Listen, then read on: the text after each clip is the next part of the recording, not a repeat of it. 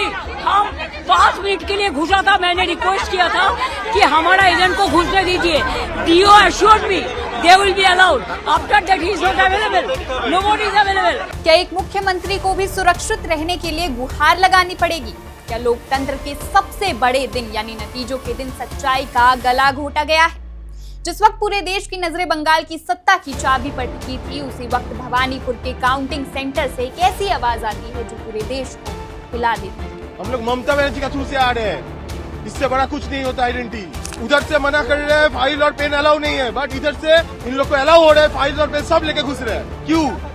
Election commission के लिए हम लोग के लिए एक ही रूल होना चाहिए, सबके लिए डिफरेंट रूल नहीं होना चाहिए। पश्चिम बंगाल की मुख्यमंत्री ममता बनर्जी, जो अपनी निडरता के लिए जानी जाती है, मीडिया के कैमरों के सामने भारी मनोचोटिल आवाज में कहती है, मुझे मारा गया, मुझे लात मारी गई और सीसीटीवी बंद कर दिया गया। मेरे को पिटाया, मेरे को लात मारा, सीसीटीवी ऑफ कर दिया, हमारा एक एजेंट को घुसने नहीं दिया। क्या ये सिर्फ एक चुनावी आरोप है या बंगाल के लोकतंत्र में कुछ बहुत बुरा हुआ था? हमारा आई कार्ड है, देख लीजिए, उसके बाद आई कार्ड है, देखिए, उसको पूछिए, आपका कैमरा लेके जाइए, पूछिए, वो टीएमसी का गुंडा क्रिमिनल। आज उसी की तहकीकात करते हैं। नमस्कार, मैं हूं संध्या।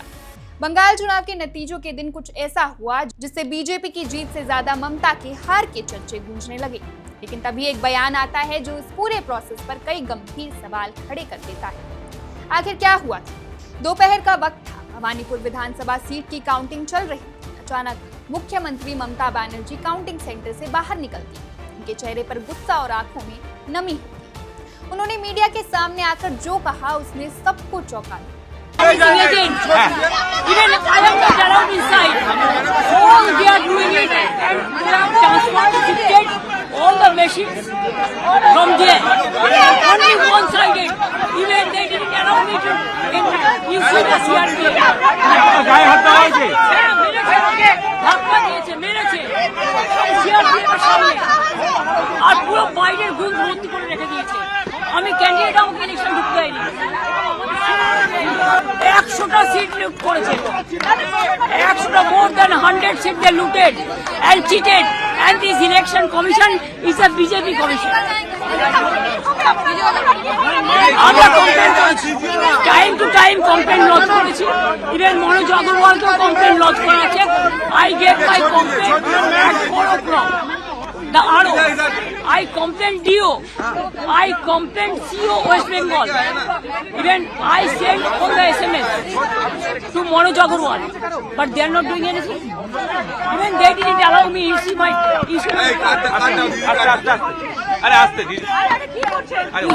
card. They are not allowing me also. Do you think it is winning? It's a immoral victory, not moral victory. Immorally, whatever election commission has done with the central forces and prime minister and home minister, it is totally illegal, and we will ask for counter mandate.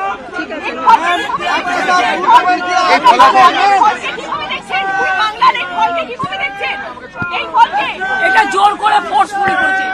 SIR থেকে শুরু করে, atrocities থেকে শুরু করে, counting agent arrest থেকে শুরু করে, EVM machine লুট করা থেকে শুরু করে, ইভেন যারা জিতেছে তাদের সার্টিফিকেট দিচ্ছে। ইট ইজ লুট লুট লুট।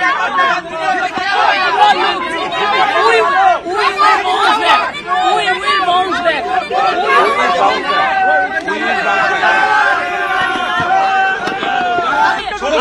অনেক করেছে। From the 3 o'clock they're beating us. मेरे को पिटाया, मेरे को लात मारा, सीसीटीवी ऑफ कर दिया, हमारा एक एजेंट को घुसने नहीं दिया। हमको भी हम 5 मिनट के लिए घुसा था। मैंने रिक्वेस्ट किया था कि हमारा एजेंट को घुसने दीजिए। DO assured me they will be allowed. After that he is not available. Nobody is available. But I complained everywhere. Mamata Banerjee का आरोप है कि दोपहर 3 बजे के बाद से काउंटिंग सेंटर के अंदर बीजेपी के कार्यकर्ताओं ने उनके साथ हाथापाई की थी।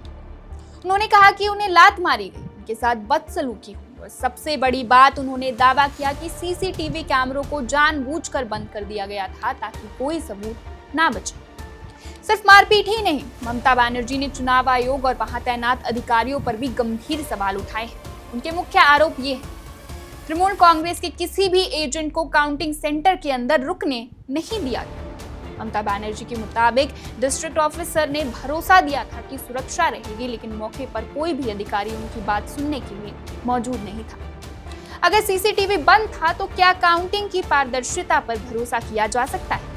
सोचिए, अगर एक प्रदेश की मुख्यमंत्री ये कह रही है कि उनके साथ लात घूंसों से मारपीट हुई है, तो वहां के आम कार्यकर्ता की स्थिति क्या हो? क्या चुनाव जीतना किसी की गरिमा को ठेस पहुंचाने से बड़ा हो गया? चुनाव में जीत और हार एक सिक्के के दो पहलू, लेकिन अहंकार और हिंसा का इस खेल में कोई स्थान नहीं होना चाहिए। अगर ममता बनर्जी के आरोप सही है तो ये हमारे लोकतंत्र के लिए एक काला धब्बा है। क्यों बंद था सीसीटीवी कैमरा? चुनाव आयोग के सख्त निर्देश होते हैं कि हर काउंटिंग सेंटर के 24 घंटे रिकॉर्डिंग होनी चाहिए। अगर वहां अंधेरा किया गया तो इसकी जिम्मेदारी किसकी है? सुरक्षा का क्या? भारी सुरक्षा बलों के बीच एक मुख्यमंत्री के साथ बदसलूकी कैसे मुमकिन? बीजेपी ने इन आरोपों को सिरे से खारिज किया है, लेकिन जनता के मन में संदेह का बीज बो दिया गया है। आप इस बारे में क्या सोचते हैं? कमेंट सेक्शन में हमें अपनी राय जरूर बताएं। Subscribe to One India and never miss an update. Download the One India app now.